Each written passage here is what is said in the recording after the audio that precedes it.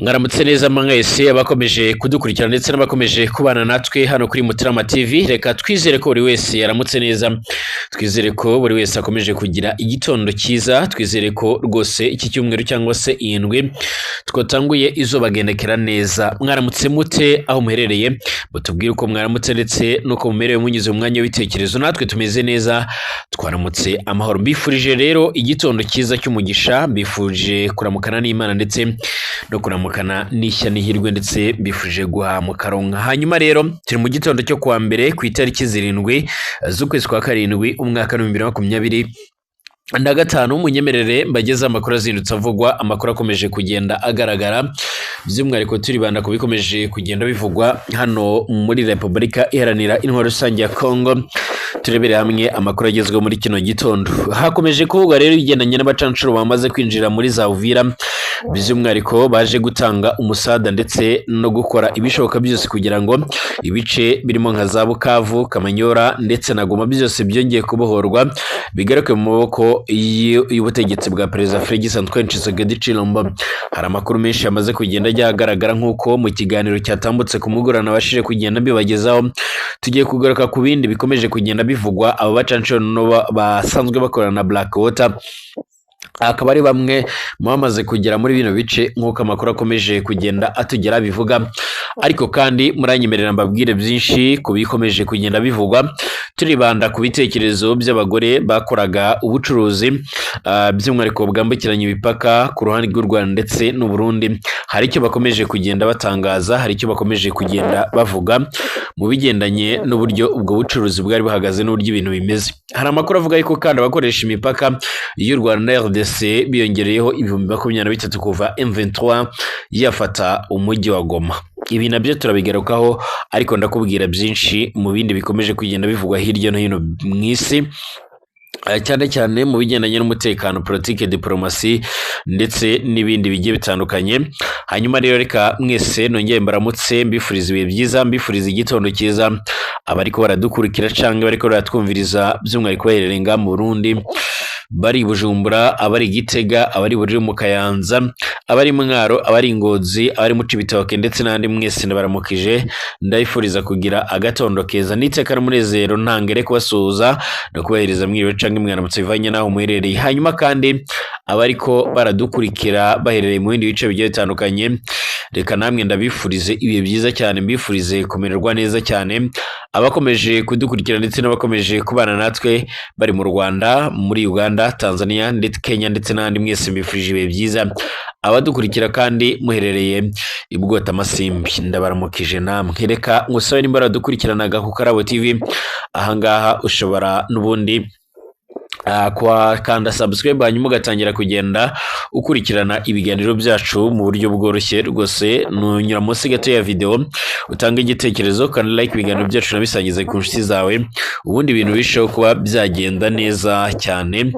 Nyemerera rero, nyemerera rwose tubashe kuba twarebera hamwe ibikomeje kugenda bivugwa. Reka nkubwire ngo niba utameze neza kumera kandi wihangane, nkubwire ngo uyu mwanya niba utameze neza rwose, ejo ibintu birahinduka, ubundi bikaba byamera fresh cyangwa se ibintu bikaba byagenda neza cyane. Reka duhere kuri iyi Blackwater, by'umwihariko bivuga ko ishami ryayo cyangwa se aho bakorana baba bamaze kwinjira muri za Uvira. Birasa naho uyu mutwe urwanya ubutegetsi bwa leta ya Kongo wamaze nawo kwitegura mu buryo bukomeye cyane, ku buryo ushaka gutangiza ibindi bitero byo kubohoza igice cya Uvira gisanzwe gikontororwa n'ingabo z'u Burundi FDNB. Gusa ingabo z'u Burundi nazo zishimangira zigatangaza neza yuko zihagaze neza ndetse zihagaze bwuma, ndetse zishobora kuba zarinda umutekano kurenza ikindi gice icyo aricyo cyose hano muri Kivu y'Amajyepfo. Uyu mujyi wa Uvira bivugwa yuko ari umujyi wa kabiri mu mijyi minini cyane hano muri Kivu y'Amajyepfo, nyuma ya Bukavu yamaze gufatwa n'izi nyeshyamba. Amakuru avuga yuko rero izi ngabo cyane cyane za FDNB zifite inshingano ikomeye cyane, yaturutse no ku mukuru w'igihugu yabasabye kuba barindiye umujyi, mu gihe babizi neza yuko baramutse bawutakaje byaba ari akaga gakomeye cyane, kuko ari umujyi uri mu birometero bike cyane werekeza mu gice cya Bujumbura nk'uko bigaragara. Iyi niyo mpamvu ya mbere rero ituma izi ngabo zikomeza kugenda zihabwa by'umwihariko ibyo ari byo byose n'ibyangombwa byose bishobora kuba byabafasha kwitwara neza muri iki gice. uyu mutwe rero biravugwa yuko aka kashobotse ushobora kuba warimburwa burundu, aho Kongo yamaze kwitabaza abacanshuro by'umwihariko b'Abanyakolombia nk'uko nari nabigarutse ejo baje guhangana n'uyu mutwe.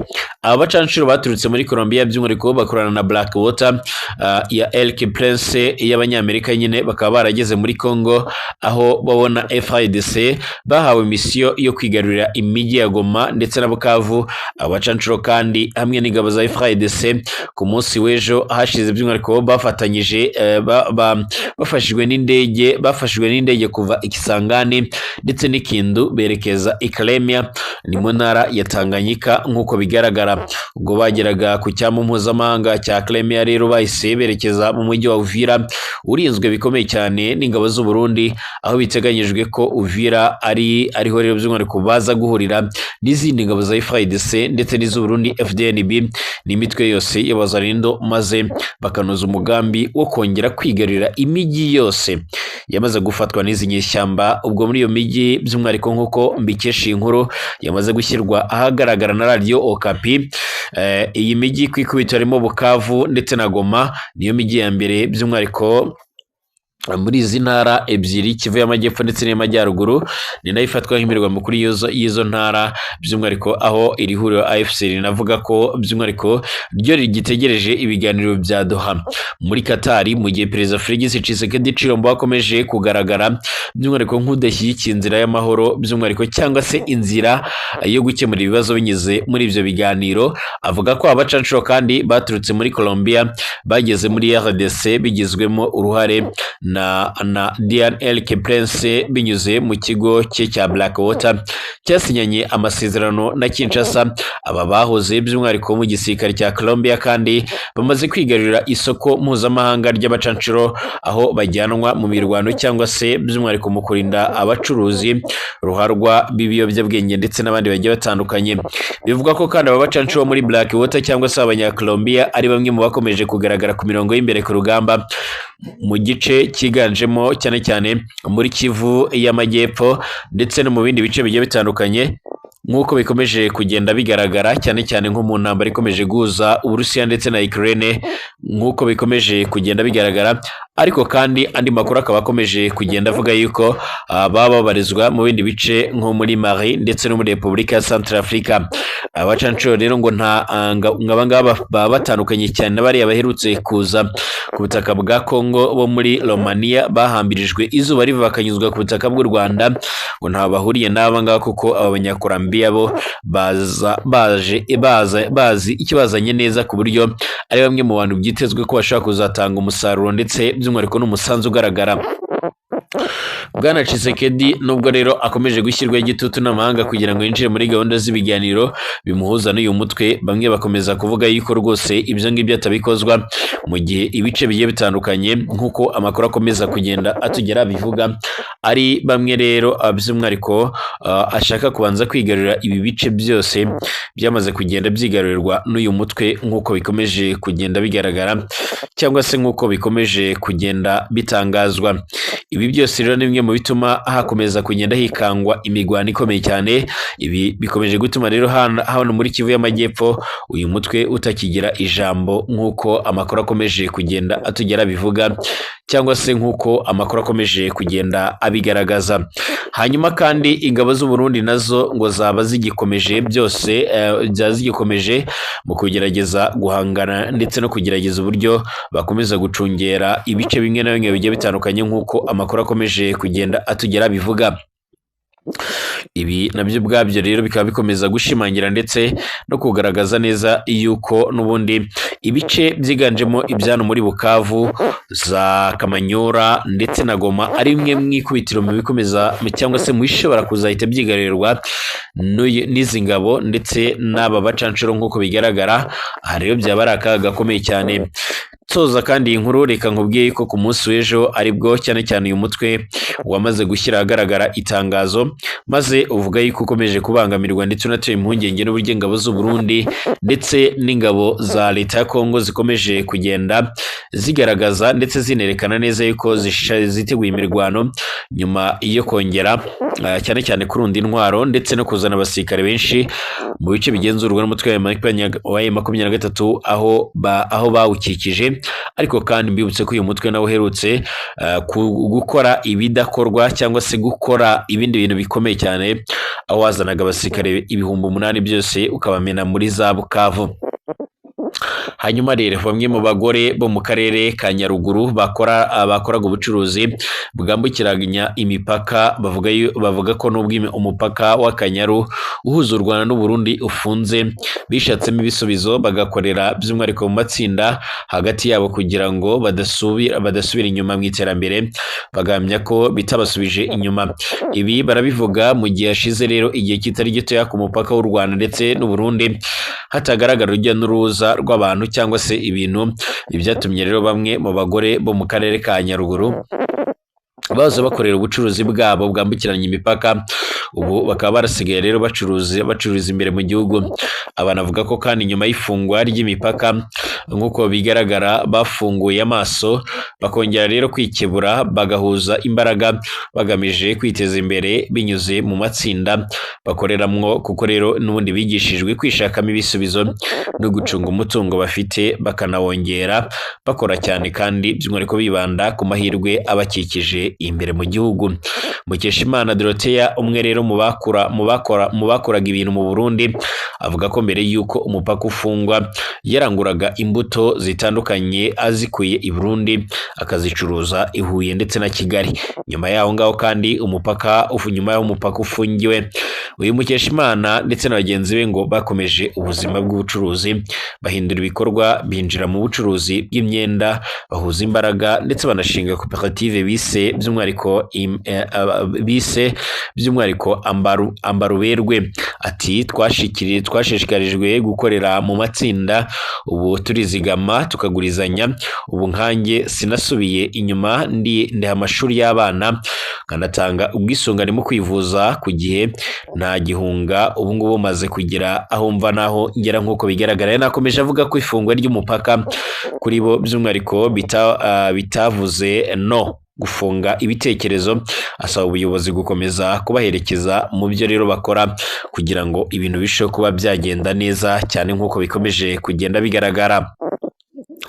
Hanyuma andi makuru akomeje kugenda avugwa nuko rwose abakoresha imipaka y'u Rwanda na RDC biyongereho 23,000 kuva uyu mutwe wa M23 wafata umujyi wa Goma.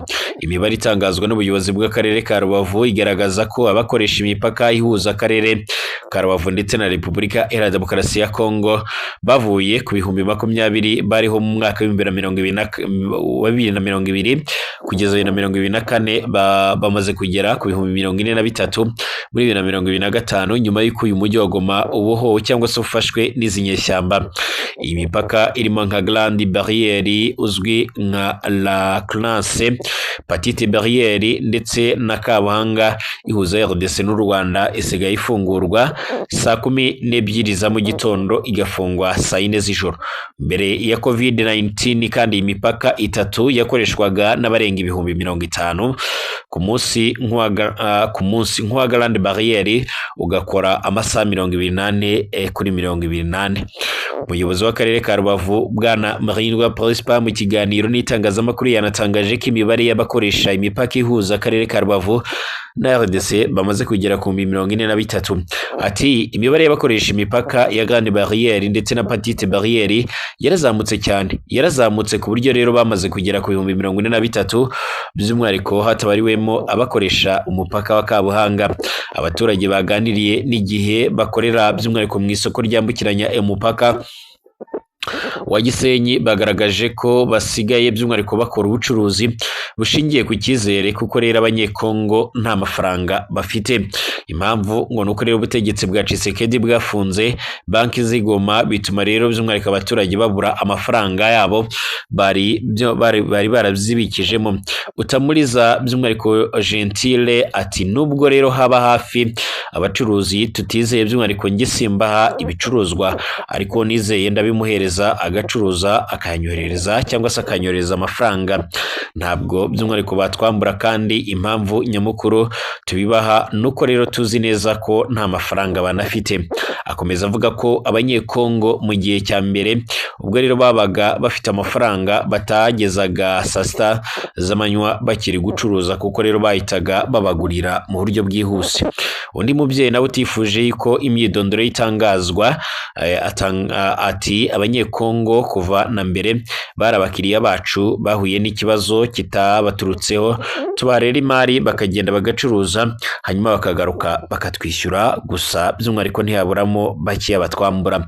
Akomeza anagaragaza ko kubera banki zitarafungurwa imiryango mu mujyi wa Goma, by'umwihariko bisigaye bibasaba gukoresha igishoro kinini cyane, kuko rero ibicuruzwa byinshi by'umwihariko babitanga ku ideni. Sifa ukomoka mu gace ka Ndosho ni muri teritwari ya Nyiragongo muri uyu mujyi wa Goma, yanavuze ko ibicuruzwa biva mu Rwanda bijya iwabo byiganjemo imboga n'imbuto, nawe by'umwihariko agahamya ko basigaye bakora ubucuruzi bushingiye ku kwizerana gusa. Ati banki barazifunze cyangwa se zarafunzwe, bidusaba gukoresha amafaranga make twari dufite mu ngo zacu, cyangwa se tukaza bakaduha ibicuruzwa ku ideni rishingiye ku cyizere, tukagenda tugacuruza tukagaruka kwishyura bishize.